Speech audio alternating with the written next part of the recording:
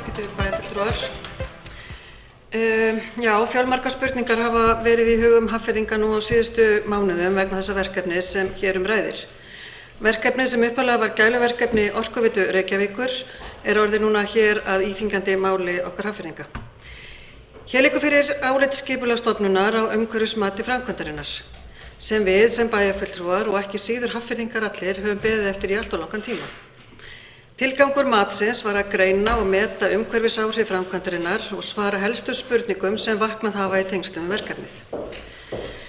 Fulltrúar Carfix tala skýrslu Skipulagsstofnunar í fjölmiðlum sem ánægjulegan áfanga og verkefni í heild sinni mikilvægt framlag til loftslagsmála á heimsvísu. Undirrituð hefur aldrei efast hæfni vísindamanna í þessu sambandi en efast það, eins og ég hef áður komið fram hér, að hagsmunir Orkuveitunnar fari saman við okkar hagsmuni hér í Hafnarfirði. Ég velti reyndar fyrir mér hvort það dugi Orkuveitu Reykjavíkur að í skýrslunni kemur orðið óvissa fyrir ekki minna en 47 sinnum sem undirstrikar þá miklu óvissu sem enn ríkir ýmsa þætti verkefnisins. Eru stjórnmálamenn sem jafnframt eru borgarfulltrúar, stjórnarmenn segi ég, í Orkuveitu Reykjavíkur sem jafnframt eru borgarfulltrúar tilbúnir í þetta verkefni og þá hvað varðar fjárhagslega burði þess og áhættu. Frá upphafi hafa verið efasemdir framkvæmdina. Upphaflega fyrirætlanir fyrirtækisins hafa tekið reglulegum breytingum og trúverðugleiki verkefnisins sífellt farið dvínandi. Íbúar hafa á undanförnum mánuðum verið uggandi svo vægt sér til orða tekið og varla trúa því að þessu gæti orðið. Nú ljóst að vegna þessara óvissu og því ekki liggja fyrir upplýsingar fjölmarga þætti, þá hér sannarlega að ræða tilraunaverkefni og slík verkefni eiga að mínu mati ekki að eiga heima í næsta nágrenni við íbúabyggð. Þá ætti mönnum einnig að vera orðið ljóst að miðað við þá óvissu þætti og þær rannsóknir sem á eftir að fara í, þá mun verkefni taka miklum breytingum á framkvæmdatíma. Áhættan töluverð ekki síður hvað varðar fjárfestingar og sem gæti, verkefni gæti með engum fyrirvara orðið að engu vegna breytinga og þróunar á niður, eða þar að segja, verkefni mun taka miklum breytingum á framkvæmdatíma og það ætti því að gefa þeim sem nú bíða eftir upplýsingum tekið til bæjarins ákveðnar upplýsingar. Þetta með öllu áhættu fjárfesting og þetta gæti breyst með mjög stuttum fyrirvara miðað við alla þessa óvissu þætti. Og það þyrfti þá að vera ansi þolinmótt fjármagn sem fengist í svona framkvæmd. Óvissu þættir sem getur í skýrslunni eru ótal margar og ástæða til þess að staldra við. Hér til að mynda fjallað óvissu vegna áhrifa á grunnvatnsborð innan og við framkvæmdasvæðið. Í skýrslunni tekið fram að niðurstöðu grunnvatnslíkans byggja á takmörkuðum gögnum og enn í þróun.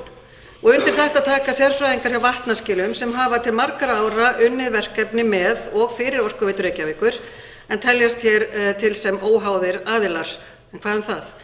Þá fjallað fjölmarga þætti sem enn ekki búið að rannsaka og kanna þar betur til dæmis með hermilíkunum.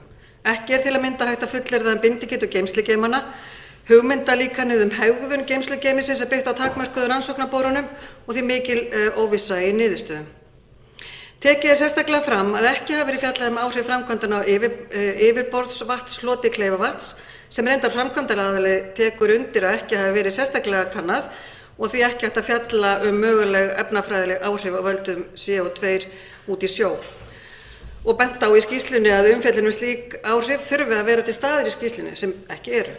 Þá fjallað snefilefni og framkvæmdar aðilar benda reyndar á að snefilefni við föngun á CO2 frá iðnaði fylgja alltaf önnur efni, þar sem útblástur frá iðnaði sé aldrei hreint.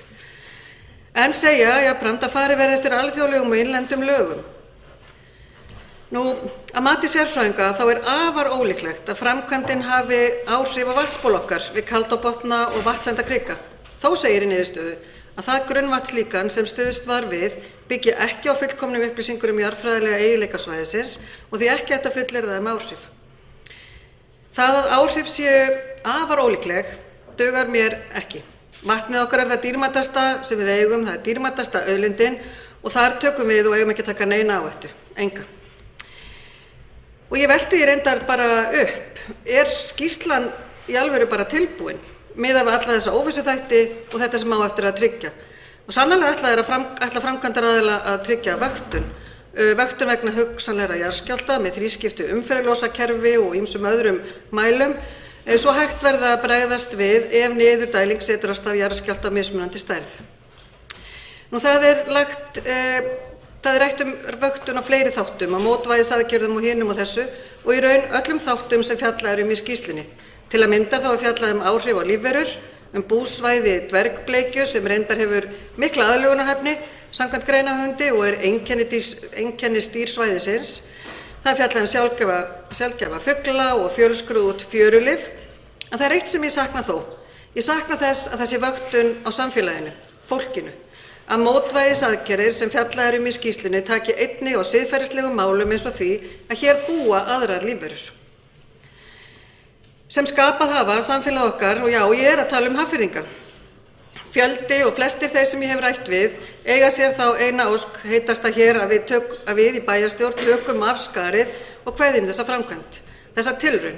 Hún á ekki samleið með bæjarfélaginu, hún kallar á mikla óvissu, óróleika meðal bæjarbúa, veikir samstöðu okkar Hafnfirðinga, samkeppni okkar sem bæjarfélag og gæti hæglega skilgreint sveitarfélagið sem niðurdælingarstöð í stað fallega bæjarfélagsins okkar í hrauninu.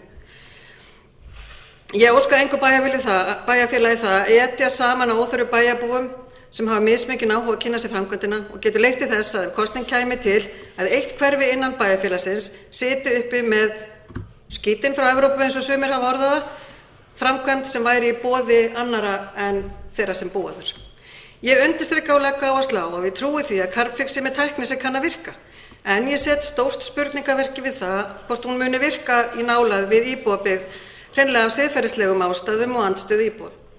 Ég vona innilega að okkur beri gæfa til að þakka Orkuveitu Reykjavíkur fyrir sýndan áhuga og að orka þeirra fari í að skoða aðrar staðsetningar. Ég hef fyrir löngu tekið afstöðu í málinu, ég þarf ekki frekari greiningar og allra síst fjárhagslegar, enda Hafnarfjörður að mínu mati ekki til sölu í þessu sambandi.